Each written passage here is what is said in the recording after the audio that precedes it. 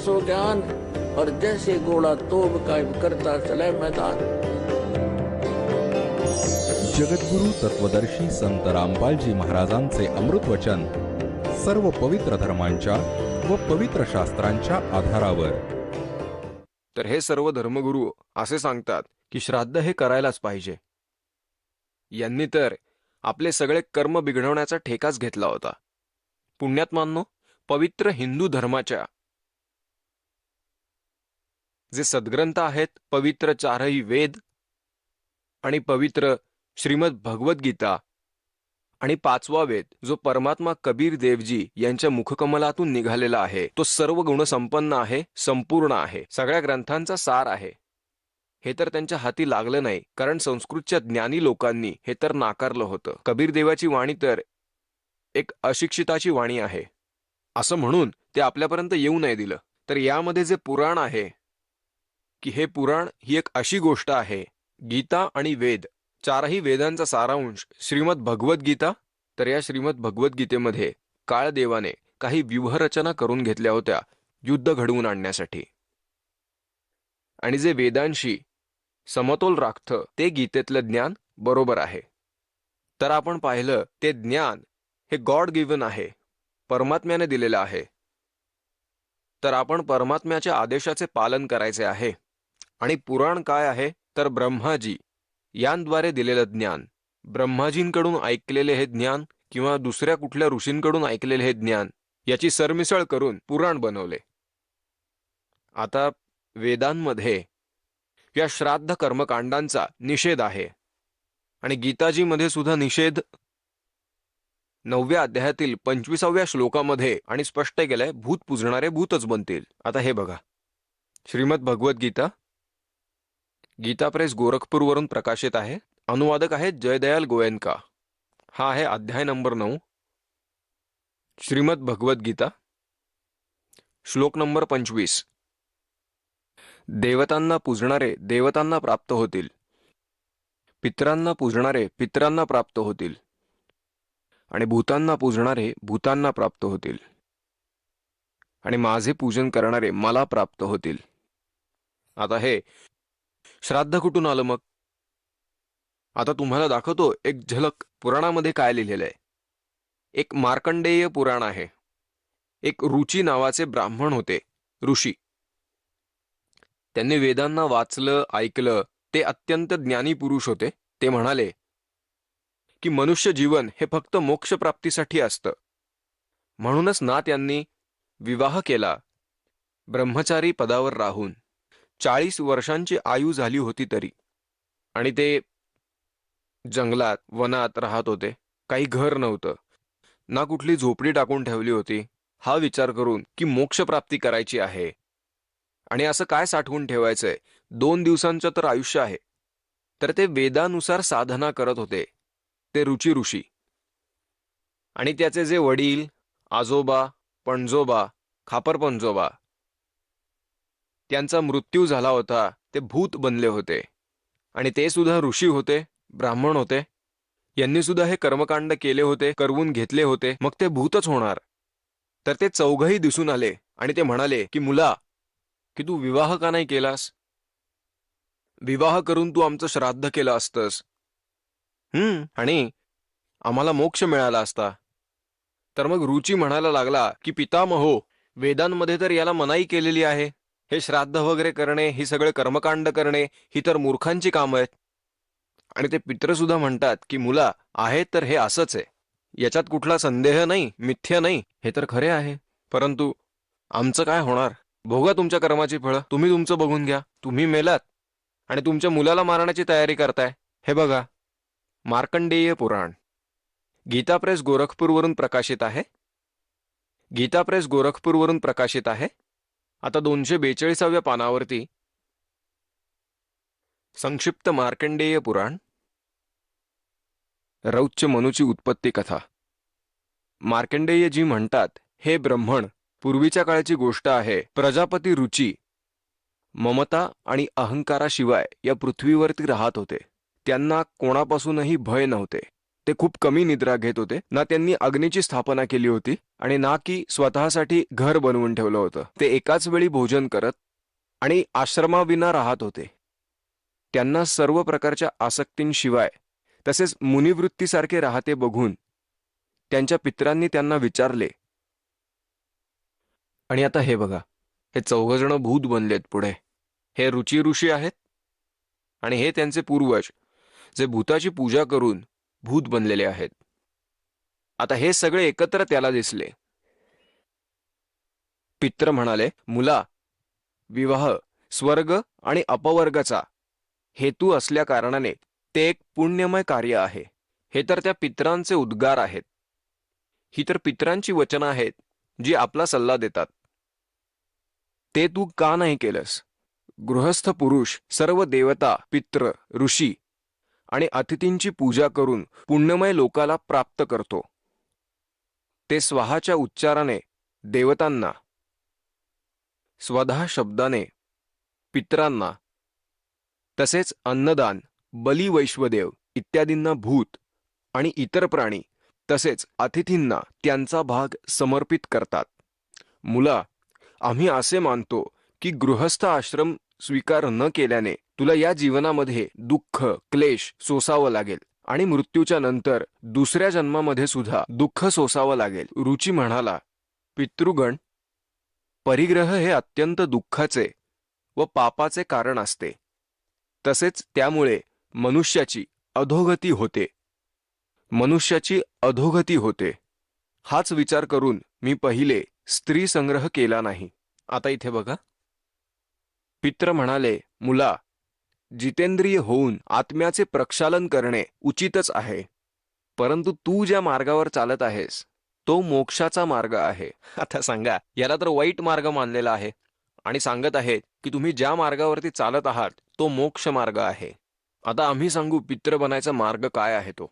रुचीने विचारले, पितामहो, वेदांमध्ये कर्ममार्गाला अविद्या म्हटले गेलेले आहे. जो सल्ला तुम्ही देताय की श्राद्ध करा, विधी करा, ही सगळी कर्मकांड करा, हा तर मूर्खांचा सल्ला आहे. मग तुम्ही मला का त्या मार्गास जाण्यास भाग पाडत आहात? पित्र म्हणाले की हे सत्य आहे की कर्माला अविद्या असे म्हटले गेलेले आहे.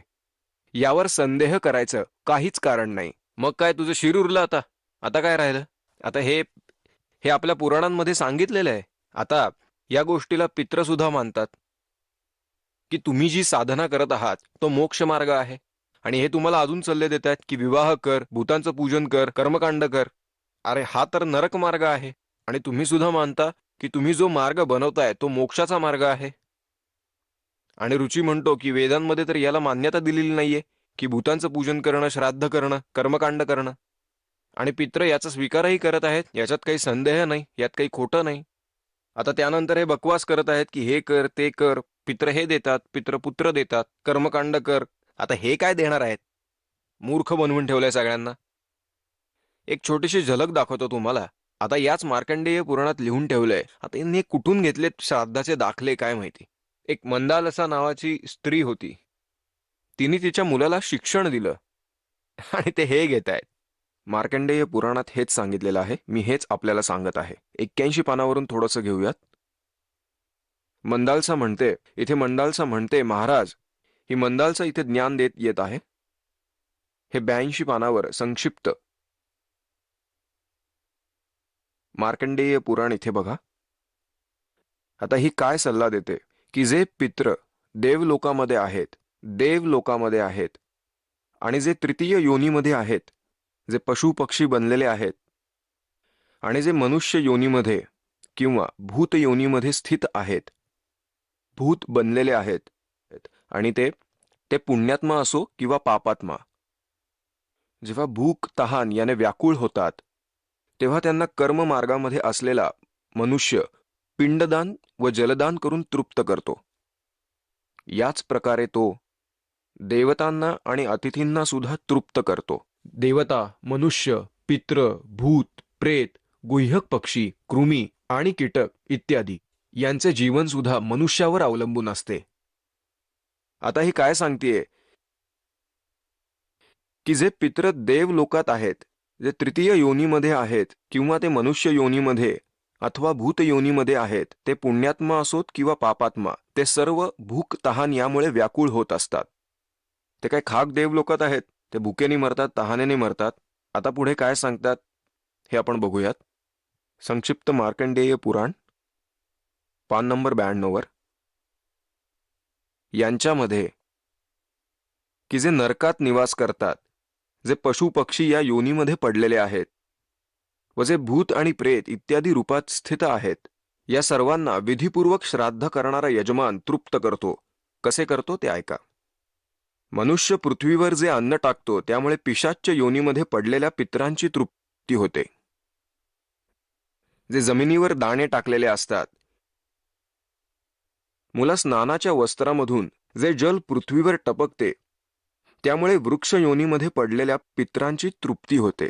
आणि जे वाळलेले वृक्ष आहेत, स्नानाचे वस्त्र पिळल्यानंतर जे पाणी जमिनीवर टपकते त्याने वृक्ष योनीत गेलेले पित्र तृप्त होतात. अरे भल्या माणसांनो, एकदा काय झाले, परमात्मा कबीरजी काशीमध्ये गंगा घाटावर गेले होते. गंगेचा एक घाट बांधलेला आहे. तिथे हे ब्राह्मण लोक सूर्याला म्हणजे सूर्याकडे तोंड करून गंगेचे जल घेऊन तिथेच सोडत होते. कबीर साहेब त्या गंगेमध्ये गुडघाभर पाण्यात गेले आणि असं ओंजळभर पाणी घेऊन किनाऱ्यावर टाकत होते पूर्ण वेगाने. आता सारे पंडितजी आपलं सगळं काम सोडून कबीर साहेबांकडे बघायला लागले आणि विचारायला लागले, अरे कबीर, तू हे काय करतोयस? कबीरजी म्हणाले, आपण काय करताय हे मी विचारले नाही, तर तुम्ही काय विचारताय? पहिले तुम्ही सांगा की तुम्ही इथे काय करत होतात? आम्ही आमच्या पितरांना स्वर्गात जल पाठवत होतो. हे आम्ही इथे जल अर्पण करतो ना मंत्र म्हणून, हे असे सूर्याकडे तोंड करून, हे तिथे स्वर्गात आमच्या तहानलेल्या पितरांना जलप्राप्ती होते. परमात्मा म्हणाले, मी एक बगीचा लावलेला आहे माझ्या झोपडीसमोर. मी त्या नदीच्या कडेला थांबून माझ्या झोपडी लगतच्या बगीच्याला पाणी घालतोय. तेव्हा ते म्हणायला लागले, अरे भोळ्या माणसा, इतक्या दूरवर कसे जाईल हे जल? हे तर इथेच पडते. तू तुझ्या झोपडीच्या समोर जो बगीचा लावला आहेस त्याचे सिंचन याच्यामुळे कसे होईल? त्यावर ते म्हणाले, अरे जर लाख किलोमीटर दूर तुमच्या पितरांना स्वर्गात हे पाणी मिळू शकते, तर 2 किलोमीटरला काय अडचण येईल? आता सर्व पंडितजी जागे झाले. त्यांनी आपल्या चुकीचा स्वीकार केला आणि कबीराला शरण गेले. आता पुण्यात्मांनो, आता तीच पद्धत इथे आहे बघा. आता आपण बघूयात. याच्या पुढे परत मार्कंडेय पुराण आपण वाचत आहोत 92व्या पानावरती. इथे 92व्या पानावरती. त्यामुळे वृक्ष योनीमध्ये पडलेले पित्र तृप्त होतात. आता हा वृक्ष तरी किती मोठा, आणि कपड्याचं पाणी पडतंय गंगेच्या किनारी. आता सांगा, हा वृक्ष कसा तृप्त होईल? त्याला तर बादली भरून पाणी घालावं लागेल. तर बघा, तर कोणाला मूर्ख बनवत आहे ते. आता स्नानानंतर आपल्या शरीरावरून जे पाणी पृथ्वीवर पडते त्यामुळे त्या पितरांची तृप्ती होते की जे देव भावाला प्राप्त झालेले आहेत. आता यांची अक्कल बघा. म्हणतात की स्नानानंतर पाण्याचे जे थेंब पृथ्वीवर पडतात ना, जे देवता बनलेल्या त्या पितरांची तृप्ती होते. आता एवढूशा पाण्याने त्या देवतांची काय खाक तृप्ती होणार? अरे बापरे, अकलेवरती पाणी पडलंय यांच्या. आता बघा, आता स्नानानंतर आपल्या शरीरावरून जे पाणी पृथ्वीवर पडते ना, त्यामुळे त्या पितरांची तृप्ती होते की जे देव भावाला प्राप्त झालेले आहेत. आता पिंडदानामुळे ना, जे पिंड बनवतात ना, त्याचे अन्नकण पृथ्वीवरती पडतात. त्यामुळे पशु पक्षी योनीमध्ये पडलेल्या पितरांची तृप्ती होते. आता सांगा, आता कोणी पशु योनीमध्ये म्हैस बनलेली असेल, कोणी माई किंवा दादाजी, ताई, काकी, कोणीही असो, आणि ते कण पृथ्वीवरती कुठेतरी पडलेले असणार. आता म्हैस ते घमेलभर चारा खाणारी त्या एका कणाचे काय करणार? हे तुझे गजबच आहे बाबा. बघा कसे मूर्ख बनवत आहेत ते. वंशामध्ये जे बालक श्राद्ध कर्मास योग्य असून सुद्धा या कर्मापासून वंचित राहतात, म्हणजे बालवयात मृत्यू होतात पण त्यांचे श्राद्ध होत नाहीत. ते दान केलेले अन्न व समार्जन केलेले जल ग्रहण करतात. ब्राह्मण लोक जेवणानंतर हात तोंड धुतात आणि नंतर चरण प्रक्षालन करतात. त्या पाण्यामुळे सुद्धा इतर पितरांची तृप्ती होते. मुला, उत्तम विधीपूर्वक श्राद्ध करणाऱ्या पुरुषांचे अन्य पित्र जरी दुसऱ्या योनीमध्ये गेलेले असले तरी त्यांची या श्राद्धामुळे तृप्ती होते. अनन्योपार्जित धनाने जे श्राद्ध केले जाते त्यामुळे चांडाळ आणि इत्यादी योनीमध्ये पडलेले पित्र तृप्त होतात. आता जे भूत प्रेत ही जी पित्र बनलेली आहेत, कोणी म्हैस बनलेले आहे, कोणी काटाडा बनलेले आहे, कोणी कावळा बनलेले आहे, आणि ते म्हणतात तेही तृप्त होतील. असे कसे होतील? आता 2-2 पोती खाणाऱ्यांचं एवढ्याने कसं भागेल? एकदा आदरणीय गरीबदास साहेबजी यांना गाव चुडानीमध्ये परमात्मा भेटले. सचखंडला नेऊन परत आणून सोडलं आणि तेव्हा त्यांना हे ज्ञान दिलं. त्यांचा एक शिष्य होता शेतकरी. तो तो गरीबदास साहेबांच्या बाजूलाच बसलेला असे दिवसभर आणि सत्संग ऐकत असे. दिवसभर त्यांचे विचार तो ऐकत होता, बसत होता. एक दिवस तो नाही आला. गरीबदास साहेबांनी विचारले की मित्रा, काल का नाही आलास? तेव्हा त्याने सांगितले, महाराजजी, काल माझ्या आईचे श्राद्ध होते. आमचे पंडितजी आले होते. त्यांनी सर्व श्राद्ध केले. त्यात पूर्ण दिवस मी व्यस्त होतो. ते ठीक आहे म्हणाले आणि परत सांगू लागला की मी उद्या पण येऊ शकणार नाही. गरीबदास साहेबांनी विचारले की उद्या काय विशेष आहे? तो म्हणाला की माझ्या वडिलांचे उद्या श्राद्ध आहे. ते म्हणाले ठीक आहे. परमात्मा आपल्याला पहिल्यापासून खूप समजावून सांगत होते, गरीबदास साहेबजी, पण आपली बुद्धी इतके काम करत नाही. आपण संसाराच्या व्यवहारालाच महत्त्व देतो. तर गरीबदासजी म्हणाले, एक काम कर मुला, जेव्हा तुझ्या वडिलांचे ते श्राद्ध करतील, तुमचे ते ब्राह्मण, त्यानंतर 2 व्यक्तींचे जेवण इथे घेऊन यायचे. आता त्या व्यक्तीने विचार केला की गुरुजी आपल्यासाठी मागवत असतील. जेव्हा त्याच्या गुरुजींनी सर्व काम केले, त्यांनी सर्व भोग भाग दिले, कावळ्यांना वगैरे खायला घातले, त्यानंतर उरलेले 2 माणसांचे भोजन घेऊन तो गरीबदास साहेबांच्या घरी आला.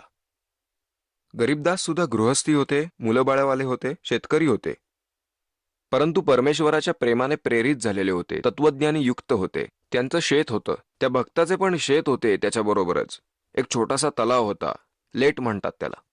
आणि ती व्यक्ती आली 2 माणसांचे जेवण घेऊन. गरीबदास साहेबजी म्हणायला लागले, ये माझ्या मागोमाग ये. त्या व्यक्तीने विचार केला की शेतात कोणी साधू संत आले असावेत, यांना भेटायला येत असतात. तिथे जाऊन त्या व्यक्तीने त्या लेटापासून, त्या जोहाडापासून 1 किलोमीटर दूर शेतामध्ये जे तलाव होते छोटे छोटे पशुपक्ष्यांच्या पाणी पिण्यासाठी, त्यामध्ये पाणी साठवले होते.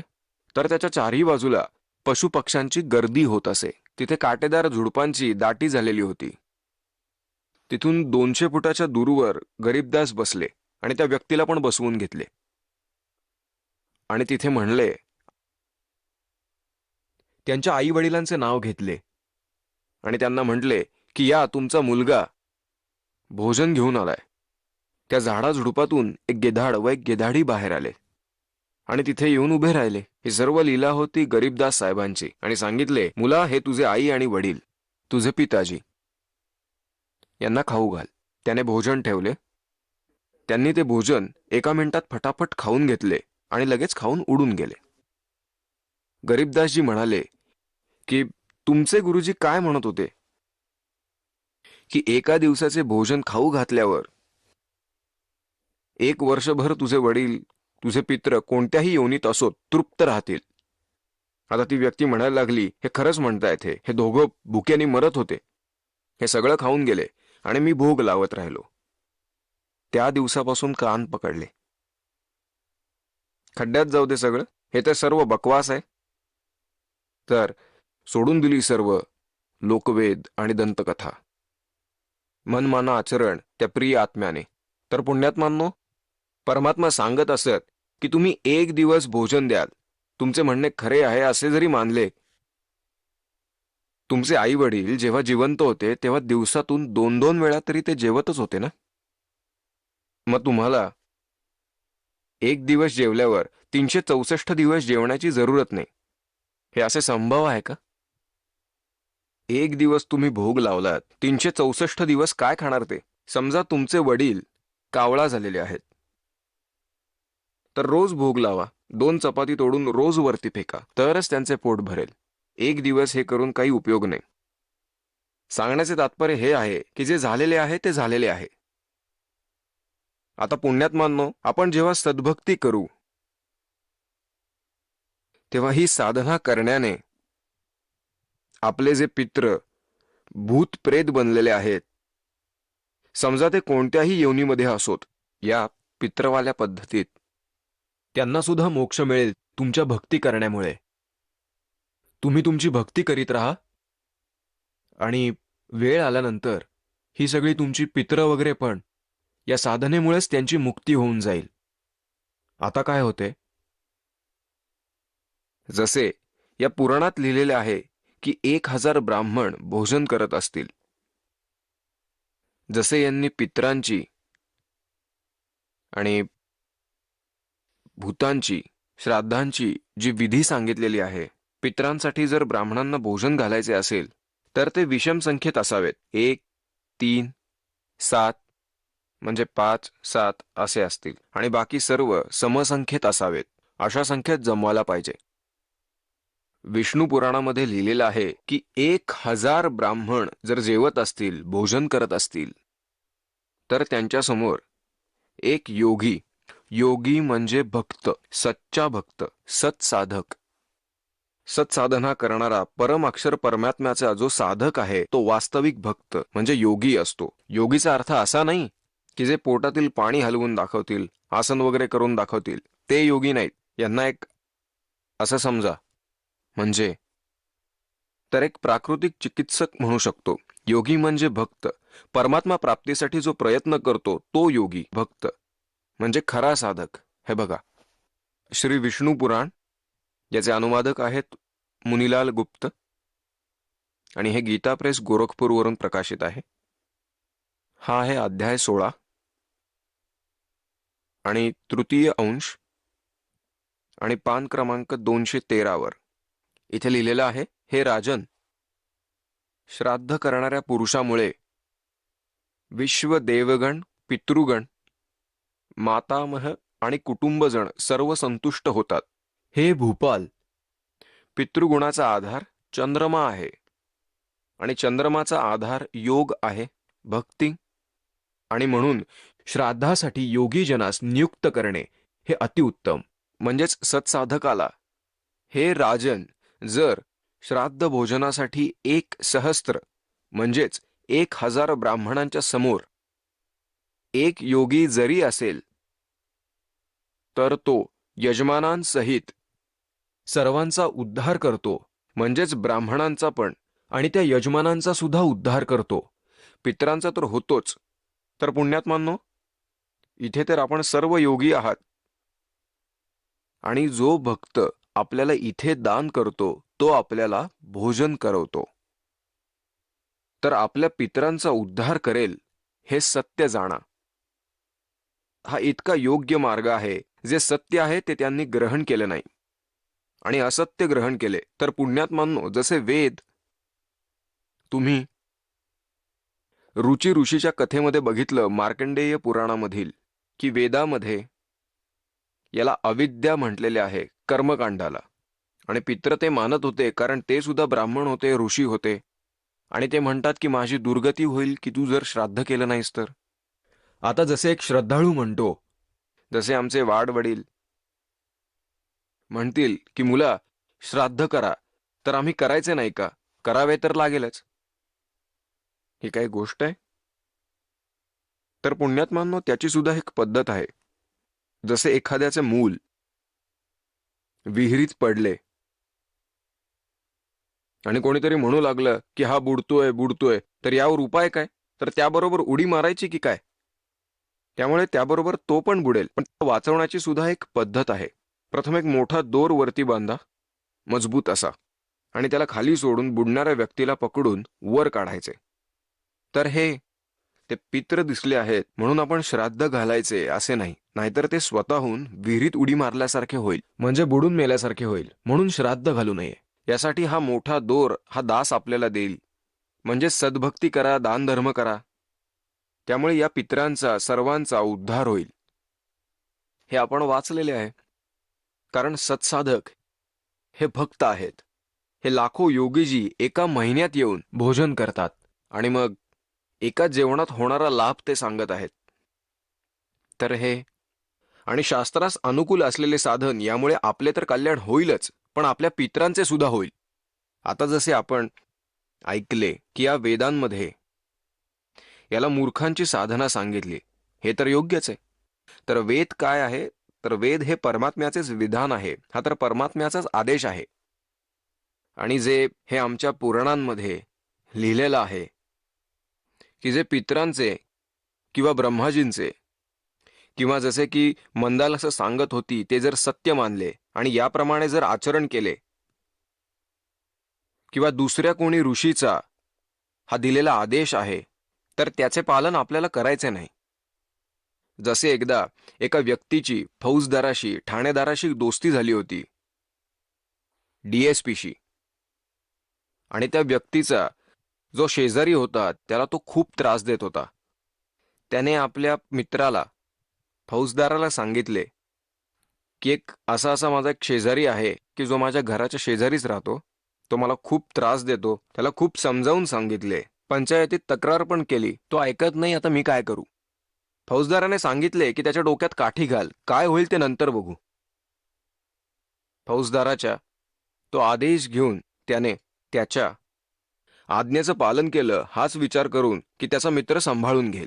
मग त्या आपल्या शेजाऱ्याबरोबर त्याने भांडण केले, मारामारी केली आणि त्याच्या डोक्यात ती काठी लागली, त्यामुळे तो मरण पावला. आता तो तिथला ठाणेदार, तिथला प्रभारी होता, तर त्याने त्याला पकडून आणले आणि तुरुंगात टाकले आणि त्याला मृत्यूदंडाची शिक्षा झाली. आता राजाचा नियम होता की कोणाच्या हातून कोणी मारला गेला तर त्याला मृत्यूदंडाची शिक्षा होईल. आता त्या व्यक्तीने राजाचा नियम मोडला आणि आपल्या अधिकारी मित्राच्या आज्ञेचे पालन केले, ज्यामुळे राजाच्या नियमाचा भंग झाला आणि तो शिक्षेस पात्र झाला.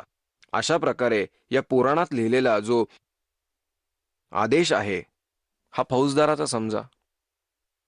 वेदांमध्ये सांगितलेले ज्ञान हे भगवंताचे संविधान आहे. हे संविधान जर आपण या फौजदाराच्या सांगण्यावरून तोडलं, पुराणातल्या या नकली धर्मगुरूंच्या सांगण्यावरून, आता या शास्त्रविरोधी साधना करवणाऱ्या या आचार्य आणि शंकराचार्यांच्या आदेशावरून आपण ही क्रिया केली तर आपण दंडित होऊ आणि आपण पित्रच होऊ. म्हणजे आपल्याला मृत्यूदंड हा मृत्यूदंडच मिळेल. तर अशी चूक आम्ही तर करणार नाही आणि तुम्ही पण करू नका. एक जीवित उदाहरण दास आपल्याला देत आहेत. माझे पूज्य गुरुदेवजी ब्राह्मण वर्णामध्ये त्यांचा जन्म झाला होता. हरियाणामध्ये जिल्हा भिवाणी चरखी दादरीच्या जवळ एक पैतावास म्हणून गाव आहे, तिथे ते राहत होते. मोठा पैतावास. शेतीचे काम करत होते, परंतु वर्ण ब्राह्मण होता. पुण्यात्मांनो, ब्राह्मण ही कोणतीही जात नाही. अनेक वेळा सांगितले की ब्राह्मण म्हणजे फक्त वेदविद्या करणारे नव्हे, तर ब्राह्मणांच्या विषयाबद्दल बोलतोय तर नाही. आणि शेतामध्ये जे गुरुजी होते, ब्राह्मण त्यांचा वर्ण होता, परंतु ते आपल्या शेतात गायी चरण्यास नेत असत. पूर्वी शेताजवळच खूप मोठं जंगल होतं, खूप मोठी वनं होती.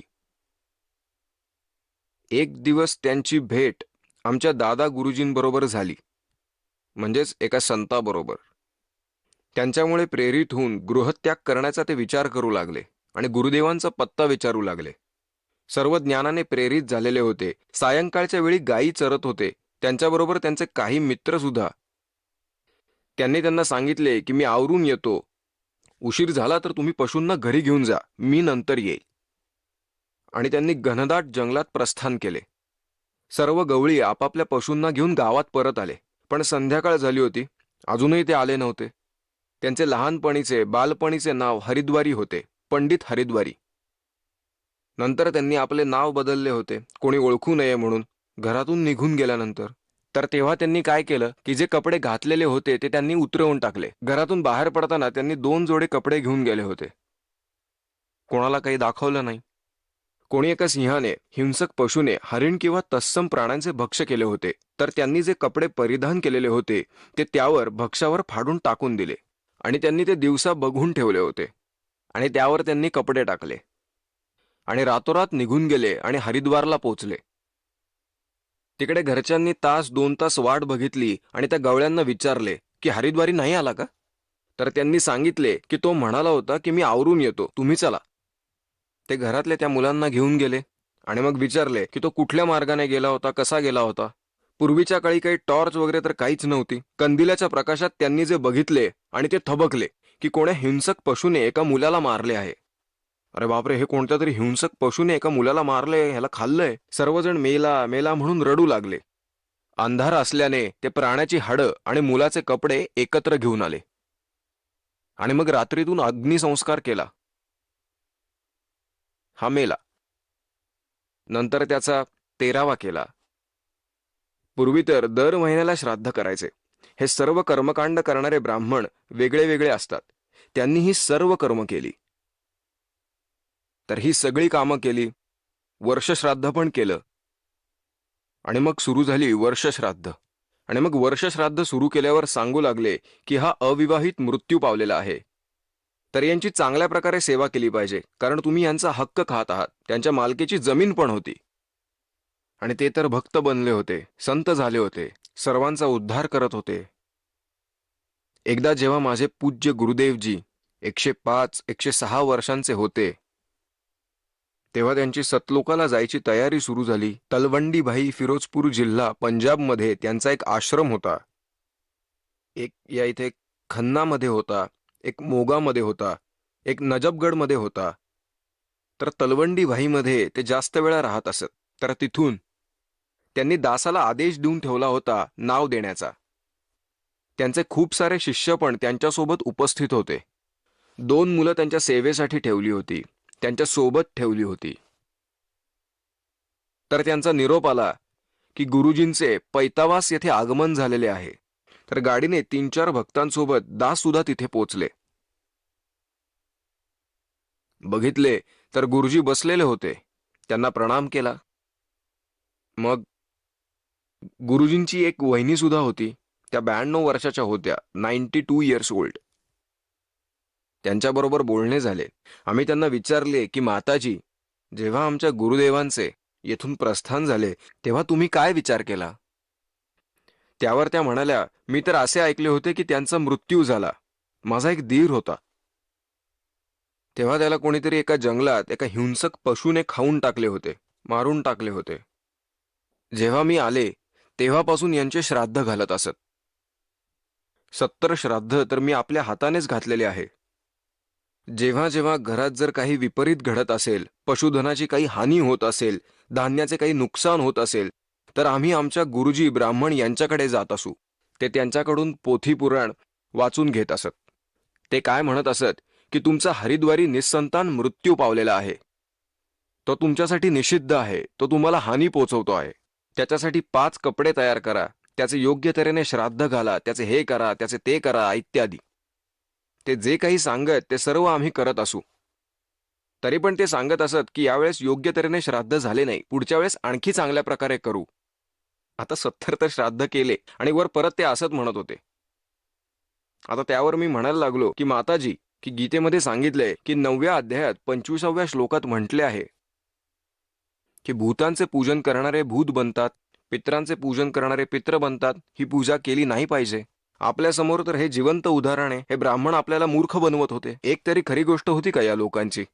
आता तरी हे सर्व सोडून द्या.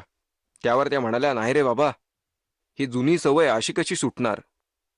खड्ड्यात जा मग, ही सवय जर सुटत नसेल तर. कमालच केली यांनी. स्वतःच्या डोळ्याने बघत आहेत, स्वतः सांगत आहेत की मी 70 श्राद्ध केली, पिंडदान केले, आणि हे तर पित्र बनले आहेत म्हणून. हे पित्र नाही तर सर्वांचा उद्धार करणारे हे महापुरुष बनलेले आहेत. अरे लाखो लोकांचा उद्धार केला यांनी, आणि यांचे श्राद्ध घालतायत, आणि ते या लोकांना मानत बसले. तीर्थस्थान कसे बनले आणि तिथे गेल्यावर त्याचा काही फायदा आहे की नाही?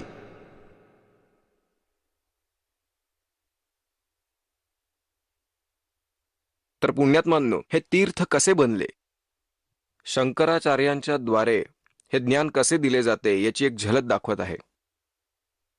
हे पुस्तक आहे हिमालय तीर्थ. JP नंबुरी याचे हे लेखक आहेत. हिमालय तीर्थ JP नंबुरी, उपमुख्य कार्याधिकारी श्री बद्रीनाथ केदारनाथ मंदिर समिती, कोलकाता येथून प्रकाशित झालेले आहे. पहिले प्रकाशन. प्रकाशक आहेत रणजू चक्रवर्ती.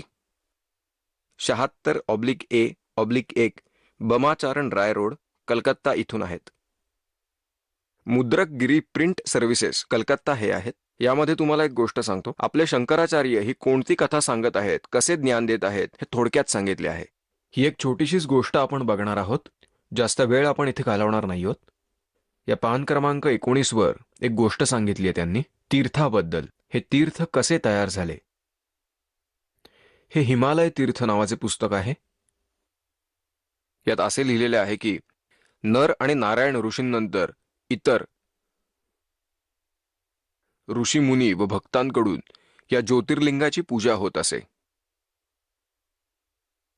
भगवंताने नर आणि नारायण नामक व्यक्तींच्या भक्तीने प्रसन्न होऊन या ज्योतिर्लिंगाची स्थापना केली. याचीच ते पूजा करत राहिले. याच्यानंतर महाभारत काळात पांडवांकडून गोत्र हत्या म्हणजेच महाभारत युद्धात आपल्या भाऊबंद व इत्यादींच्या हत्येमधून मुक्ती मिळवण्याच्या हेतूने या ठिकाणी देवाधिदेव महादेवाची आराधना केली.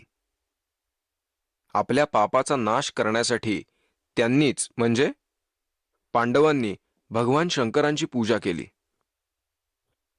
याच संदर्भात पुराणांमध्ये एक कथा सांगितलेली आहे. भगवान वेदव्यास यांच्या आज्ञेने पांडव केदार क्षेत्री आले. भगवान महिष म्हणजेच म्हशीचे रूप धारण करून केदार क्षेत्री भ्रमण करू लागले. भगवान शंकरांनी म्हशीचं रूप धारण केलं आणि त्या केदार क्षेत्री विहार करू लागले, फिरू लागले म्हैस बनून. आणि भीमाने भगवान शंकरांना मायावी महिष रूपात ओळखले. भीमाने ओळखलं की हे भगवान शिवच आहेत मायावी महिषीच्या रूपात. हे जाणून जसे भगवान शिव महिष रूपात पृथ्वीमध्ये सामावून जात होते, तेवढ्यात महाबली भीमाने धावत जाऊन त्यांचा पार्श्वभाग पकडला. पांडवांची भक्ती आणि विश्वास पाहून भगवान शिवांनी त्यांना साक्षात दर्शन दिले आणि गोत्रहत्या, गुरुहत्या आदी पापांचे प्रायश्चित्त म्हणून भीमाने पकडलेल्या पृष्ठभागाची पूजा अर्चा करण्याची भगवान शिव अंतर्धान पावले. पृष्ठभाग म्हणजे मागचा भाग. हे मी तुम्हाला आता स्पष्टपणे सांगतो. महिषाचा पृष्ठभाग शिळेमध्ये रूपांतरित झाला. मागचा भाग पूर्ण दगड होऊन गेला. आता इथे हे काय सांगतायत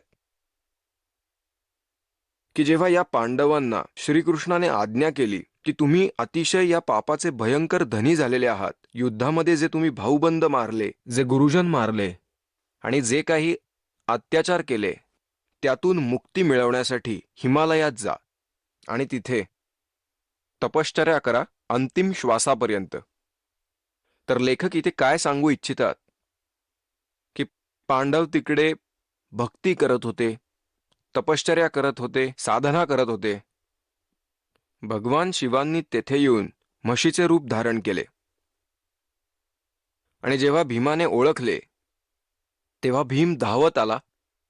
ते जाणून भगवान शिव स्वतः या पृथ्वीमध्ये सामावून घेण्यास निघाले आणि मग केवळ मागचा भाग म्हणजे पृष्ठभाग पृथ्वीवरती शिल्लक राहिला आणि तो महाबली भीमाने पकडून ठेवला ताकदीने. तेवढाच भाग वर राहिला आणि तो दगड बनला. आणि असं म्हणतात भगवान शिव तेथे प्रकट झाले. ही सर्व काळाची माया आहे की शिवरूपात प्रकट झाले आणि त्यांनी आज्ञा केली की तुम्ही याचीच पूजा करा, म्हणजे म्हशीच्या पृष्ठभागाची. आणि अशा मलस्थानाची भीम पूजा करू लागले आणि ते बनले तीर्थस्थान. त्या मलमूत्र स्थानाची पूजा करा असे सांगितले आणि ते आपले तीर्थस्थान बनले. आता पुन्हा वाचूयात, पुढे बघूयात. भगवान वेदव्यासांच्या आज्ञेने पांडव केदार क्षेत्री आले. भगवान महिष म्हणजेच म्हैस असे रूप धारण करून या केदार क्षेत्रात विहार करू लागले. भीमाने भगवान शिवांना मायावी महिष रूपात ओळखलं, म्हणजेच शिवांना म्हशीच्या रूपात ओळखले. आणि हे असे जाणून भगवान शिव महिष रूपात पृथ्वीमध्ये सामावून जात होते तेवढ्यात महाबली भीमाने धावत जाऊन त्यांचा पार्श्वभाग पकडला. पांडवांची भक्ती आणि विश्वास पाहून भगवान शिवांनी त्यांना साक्षात दर्शन दिले आणि गोत्रहत्या, गुरुहत्या आदी पापांचे प्रायश्चित्त म्हणून भीमाने पकडलेल्या पृष्ठभागाची पूजा अर्चा करण्याची आज्ञा करून भगवान शिव अंतर्धान पावले. महिषाचा पृष्ठभाग शिळेमध्ये रूपांतरित झाला, त्याचा दगड झाला आणि पांडवांकडून त्याची पूजा अर्चा घडली. पांडव अशा मलमूत्र स्थानाची पूजा करू लागले. हे भगवान, हे होतं आमच्या शंकराचार्यांचं ज्ञान. हे पहा, हा काळाचा खेळ आहे सारा. पुढे असं म्हणतात की जे महिष रूपात भगवान शिव होते, म्हणतात की ते पृथ्वीमध्ये सामावून गेले आणि पूर्णपणे सामावून जायच्या अगोदरच भीमाने त्यांचा पृष्ठभाग पकडला. परंतु पुढे कुठले पाय कुठे गेले, मुख आदी अवयव कुठे गेले, हे आपण पाहूयात. आता हे 19वे पान वाचतोय आपण हिमालय तीर्थ या पुस्तकाचे. आता इथे बघूयात. पृष्ठभाग हा शिळेमध्ये रूपांतरित झाला व पांडवांकडून त्याची पूजा घडली. तेव्हापासून आजपर्यंत त्याची पूजा अर्चा चालूच आहे. आजपर्यंत त्याची भक्त पूजा करत आहेत. महिषाचा अग्रभाग नेपाळमध्ये प्रकट झाला आणि पशुपतीनाथ या नावाने प्रसिद्ध पावला. अरे वा देवतांनो, असं म्हणतात की त्या म्हशीचं डोकं अथवा मुख कुठे जाऊन पडलं, तर नेपाळमध्ये प्रकट झालं. महिषाचा अग्रभाग म्हणजे मुख, शिर हे नेपाळमध्ये प्रकट झाले आणि तिथे पशुपतीनाथ या नावाने विख्यात झाले. आता तिथे पशुपतीनाथ या नावाने मंदिर बनले आणि लोक तिथे पूजा अर्चा करू लागले. तर हे पुण्यात्मांनो, आपल्या शंकराचार्यांनी जे ज्ञान प्रसारित केले त्या आधारे या सर्व पूजा अर्चा होऊ लागल्या. महिषाचे इतर 4 भाग क्रमशः तुंगनाथ मध्ये बाहू, रुद्रनाथ मध्ये मुख, मदमहेश्वर मध्ये नाभी आणि कल्पेश्वर मध्ये जटा, या प्रकारे केदारनाथ व्यतिरिक्त महिषरूपी भगवान शंकरांचे इतर 4 भाग केदार क्षेत्री प्रसिद्ध झाले. केदारनाथ सहित ही संस्थानं पंचकेदार या नावाने विख्यात आहेत. आता पहा, नेपाळमध्ये गेला अग्रभाग म्हणजेच पुढचा भाग आणि इतर सर्व भाग हे भारतातच राहिले. आणि आता नेपाळमध्ये जी पशुपतीनाथाची पूजा होते ही त्या महात्म्यांनी तयार केलेली, तर ही त्यांनी बनवलेली व्यवस्था आहे. हे पहा पुण्यात्मांनो, जी आपल्या पवित्र वेदांमध्ये आणि पवित्र गीतेमध्ये लिहिलेली आहे. आता मी असं म्हणत नाही की हे असं झालंच नसेल. भक्ती मार्गात कोणतीही गोष्ट अशक्य नाही, कारण हा काळ भगवान 1000 कलांचा भगवान आहे, सहस्त्र कलांचा आणि सहस्त्र भुजांचा. हा देखील अतिशय प्रबळ आणि अतिशय शक्तियुक्त आहे. पुष्कळ सिद्धी आहेत यामध्ये. हा तुम्हाला भ्रमित करण्यासाठी काहीही करू शकतो. अशा प्रकारे भ्रमित करण्यासाठी. तर आम्ही असं म्हणत नाहीये की असं काही घडलंच नसेल, परंतु ही केवळ आठवणच राहील. आपल्याला तीच पूजा करायची आहे जी आपल्या सद्ग्रंथात सांगितलेली आहे. तर पुण्यात्मांनो, परमात्मा सांगतात, पर भी लेन जात है दुनिया, हमरा ज्ञान किने न सुनिया. तर पुण्यात्मांनो, हे तीर्थ कसे तयार झाले? आता जसे एक अमरनाथ धाम आहे, हे कसे बनले? पार्वती मातेला भगवान शंकरांनी त्या एका स्थानी सुकलेल्या वृक्षाखाली एकांत स्थानी जो मंत्र दिला होता, प्रथम मंत्र, तो मंत्र हा दास तुम्हाला सांगतोय. याला मोक्ष मंत्र असे म्हणतात. यातून मोक्षाची प्राप्ती होते. तर जिथे पार्वती मातेला हा उपदेश प्राप्त झाला, भगवान शंकरांनी हा मंत्र पार्वती मातेला दिला, हा अमर मंत्र, तर त्या पार्वती मातेसाठी ते स्थान अमरधाम आहे, तुम्हा आम्हासाठी नाही.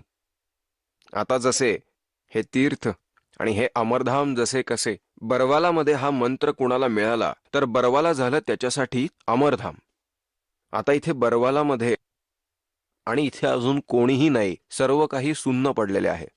जसे एखाद्याने करोथा आश्रमात दीक्षा घेतली होती तर त्याच्यासाठी ते अमरधाम करोथा आहे. आता तिथे कुणी नाही. हा दास इथे बसलाय तर तिथे करोथामध्ये डोकं ठेवून काही उपयोग नाही. या दासाची वचने इथे ऐकाल, सत्संग कराल, आशीर्वाद प्राप्त कराल तर इथेच तुम्हाला लाभ प्राप्त होईल. तर अमरधाम जे आहे ते एक आदरणीय स्मारक तर आहेच की या ठिकाणी एक अशी घटना घडली होती, परंतु तुम्ही तेथे जाण्याने तुम्हाला कसलाच लाभ प्राप्त होणार नाही. तुम्हाला असा संत शोधावा लागेल ज्याच्यापाशी जो अमर मंत्र असेल, आणि भले तो मंत्र बरवालाच्या एखाद्या गल्लीत प्राप्त झाला तर तेच तुमच्यासाठी अमरधाम आहे. त्या मंत्राने मोक्ष मिळेल, त्या स्थानाने नाही. तर पुण्यात्मांनो, हे तीर्थ कसे तयार झाले?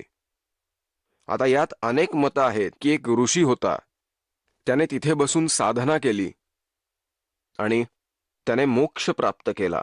तर पुण्यात्मांनो, जसा एक खलबत्ता असतो सामग्री कुटायचा, औषधे कुटायचा, लोखंडी 1.5 फुटाचा मुसळासारखा, 1 फुटाचा, 1.5 फुटाचा किंवा 2 फुटाचा आणि 9 इंच रुंद, तर तो खलबत्ता एकाचा त्याच्या शेजाऱ्याने मागितला आणि त्याने त्यामध्ये काही होम हवनाची सामग्री कुटली आणि खलबत्ता साफसूफ करून पुन्हा ज्याचा होता त्याला देऊन टाकला. ज्यांचा होता. रात्री जेव्हा ती व्यक्ती विश्राम करू लागली तेव्हा त्या खलबत्त्यामधून सुगंध येत होता. त्याने पाहिलं की हा सुगंध कुठून येतोय. पाहता पाहता त्याच्या लक्षात आलं की हा सुगंध तर खलबत्त्यामधून येतोय. त्याच्या लक्षात आलं की हा खलबत्ता तर शेजारी घेऊन गेला होता, त्यात त्याने काही सामग्री कुटली. तर पुण्यात्मांनो, त्याने सगळी सामग्री काढून घेतली आणि ते साफसूफ करून परत देऊन टाकला. तरी सुद्धा त्यातून सुगंध येतोय. ती जी सामग्री कुठली होती ती एक भिन्न वस्तू आहे. त्याचा सुगंध जो खलबत्त्यामध्ये थोड्या बहुत प्रमाणात राहिला होता तो एखाद्या दिवसानंतर निघून जाईल. आता हे तीर्थ म्हणजे एक खलबत्ता समजा, आणि जशी त्या ऋषीने त्यात सामग्री कुटली, म्हणजेच तिथे बसून साधना केली, ती सर्व कमाई घेऊन तो आपल्या निजधामास निघून गेला, जिथे त्यास त्या साधनेच्या मदतीने जायचे होते. ते तीर्थ तर एक खलबत्ता आहे. जिथे संतांनी साधना केली अशा ठिकाणी 1-2 महिने, जास्तीत जास्त 1-2 वर्ष राहिलं तर जीवाला आराम मिळतो. परंतु त्यामध्ये ते सामग्रीवालं काम नाही होणार. त्यामुळे रोज सुगंध मिळवण्यासाठी पुष्कळ सामग्री त्यात कुटावी लागेल. म्हणजेच सत्साधना तुम्ही कुठेही बसून करा, जशी त्या ऋषीने केली. जर तुम्ही तुमच्या घरी साधना केली तर ते घर तुमच्यासाठी तीर्थ आहे, ना की असे स्थान जेथे दुसऱ्याने साधना केली असेल. तेथे जाण्याने आपल्याला काय लाभ होईल? जसे की हा दास पहिले गावागावामध्ये सत्संग करू लागला.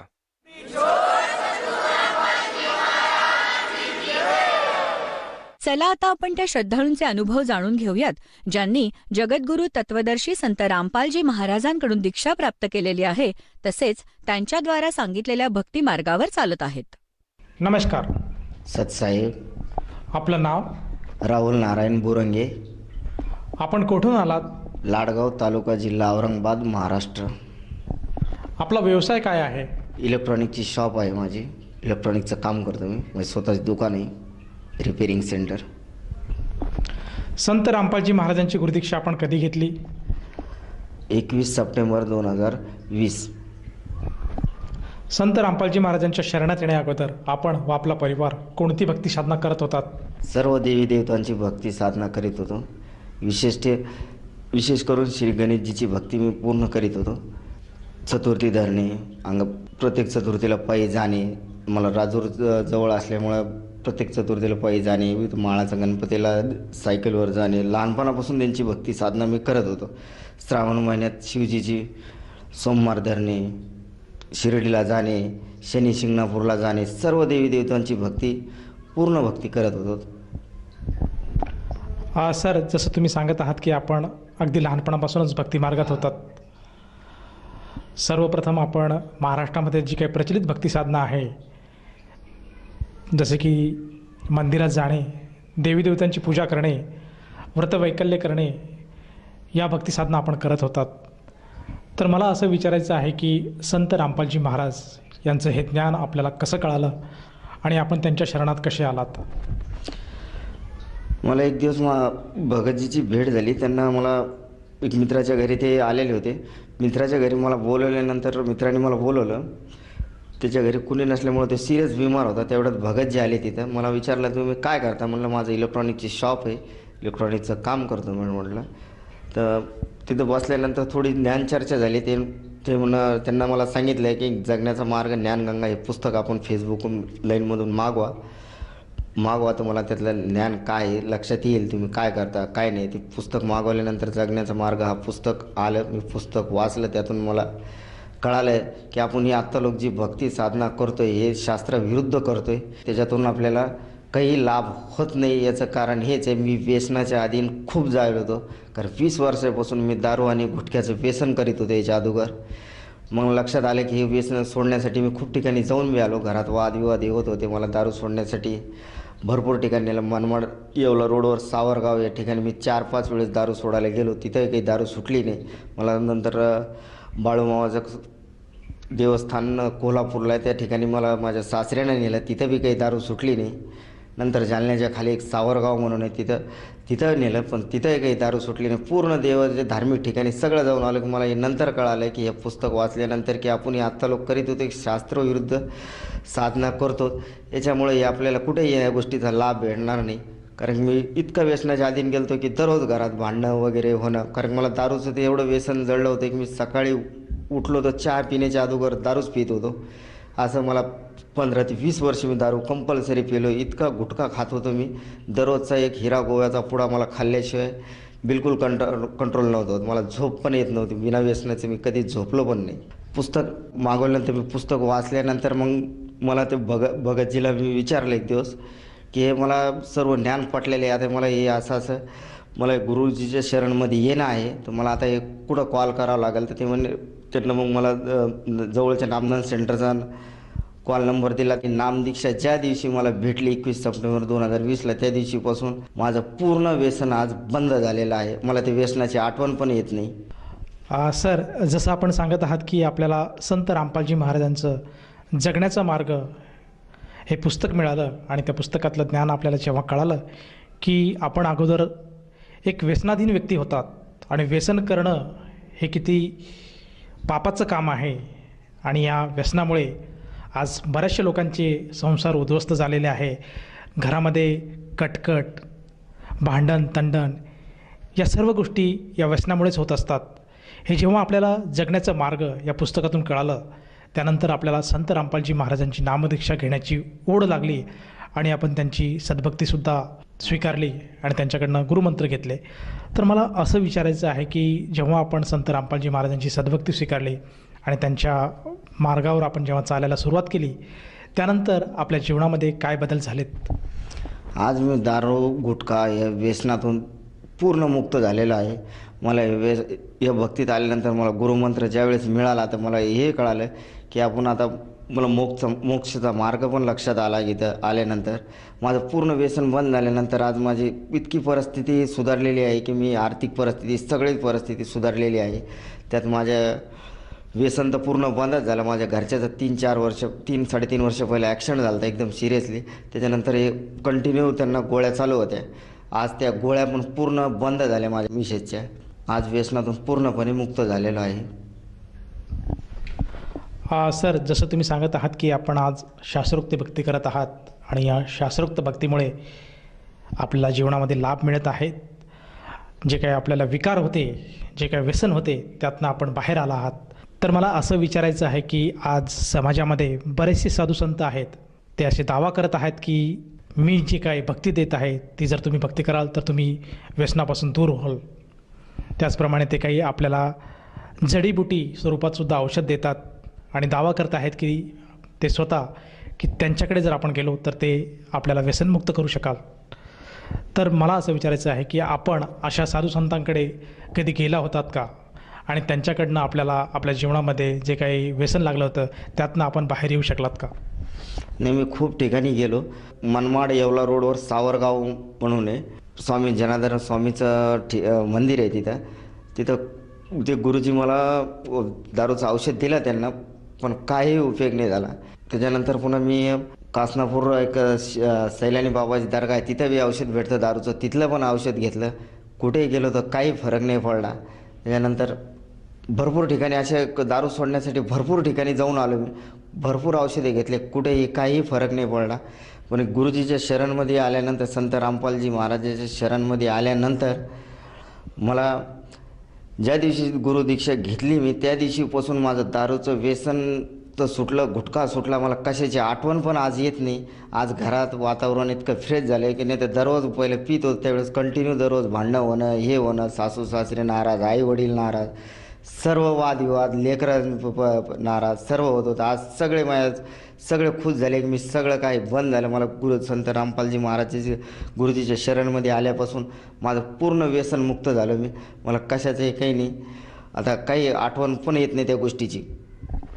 सर, जसं तुम्ही सांगत आहात की आपण आपले जे काही दारूचं व्यसन आहे हे सोडवण्यासाठी खूप प्रयत्न केले, वेगवेगळ्या संतांकडे गेले, त्यांच्याकडनं वेगवेगळ्या निरनिराळ्या प्रकारची औषधांचं प्रसाधन आपण केलं, ते औषध आपण ग्रहण केलं, परंतु त्यातून आपल्याला कुठल्याही प्रकारचा लाभ झाला नाही. मग मला असं विचारायचं आहे की संत रामपालजी महाराजांनी आपल्याला असं काय औषध दिलं, त्यातून आपला हा जो व्यसन आहे, हा जो विकार आहे, हा आज दूर झाला आहे? त्यांना जे मला मंत्र दिलेले आहेत ते सर्व शास्त्राचे अनुसार असल्यामुळे त्या मंत्रात इतकी ताकद येते की त्या मंत्रामुळं माझे दारू वगैरे सगळं सुटलं. मला काही तिथं काही औषध वगैरे काही नाही भेटत. सगळे वाईट मार्गाचे सगळे व्यसन सर्व त्या गोष्टीपासून ॲटोमॅटिक दूर सगळं झालं. गुरुजीच्या तेवढ्या मंत्रामध्ये एवढी ताकद आहे. सर, जसं तुम्ही सांगत आहात की आज संत रामपालजी महाराज एक समाज घडवण्याचं काम करत आहेत, तर ह्या अनुषंगाने आज समाजामध्ये जे काही लोक व्यसनामुळे त्रस्त झालेले आहेत, बरेचसे कुटुंब आज उद्ध्वस्त झालेले आहेत, तर ह्या सर्व कुटुंबियांना त्या व्यसनापासून दूर होण्यासाठी किंवा जे आज टी व्ही चॅनलच्या माध्यमातून जे काही आपल्याला साधक किंवा श्रद्धाळू आज बघत आहेत, या सर्वांसाठी आपण आपल्या उदाहरणातून काय संदेश द्याल? सर्व समाजातल्या लोकांना एवढंच सांगू शकतो मी की मी व्यसनातून मुक्त झालो आहे. गुरुजींच्या संत रामपालजीच्या शरणमध्ये आल्यानंतर तुम्ही पण पुस्तक ज्ञानगंगा जगण्याचा मार्ग पुस्तक वाचा. विविध चॅनलवर त्यांचे सत्संग चालू असतात. सत्संग पहा.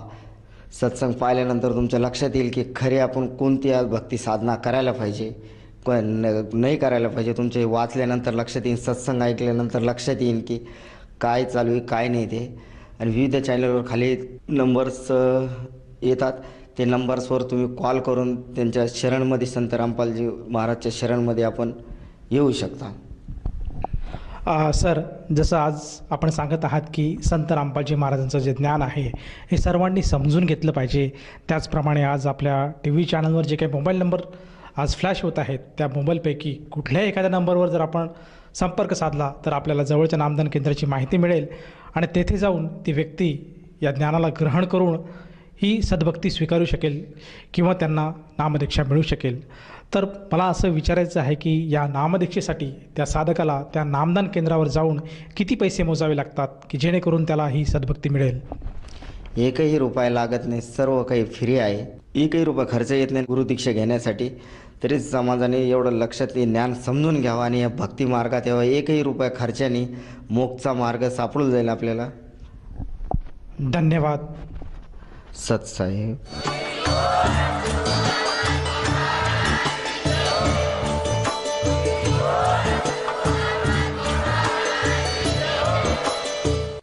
आपण ऐकत होता जगद्गुरु तत्वदर्शी संत रामपालजी महाराजांचे मंगल प्रवचन.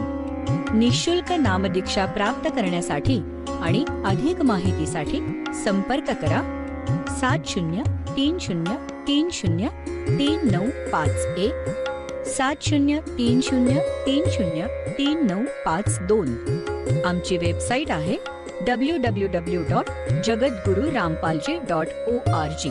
सर्व पवित्र धर्मांच्या व पवित्र शास्त्रांवर आधारित प्रमाणित अनमोल पुस्तक ज्ञानगंगा किंवा जगण्याचा मार्ग यापैकी कोणतेही एक पुस्तक निःशुल्क मागवण्यासाठी आम्हाला आपले पूर्ण नाव, पूर्ण पत्ता, पिनकोड सहित आणि फोन नंबर लिहून 7030303951 7030303952 नंबरवर SMS करू शकता किंवा आम्हाला 7030303950 नंबरवर व्हॉट्सअप देखील करू शकता.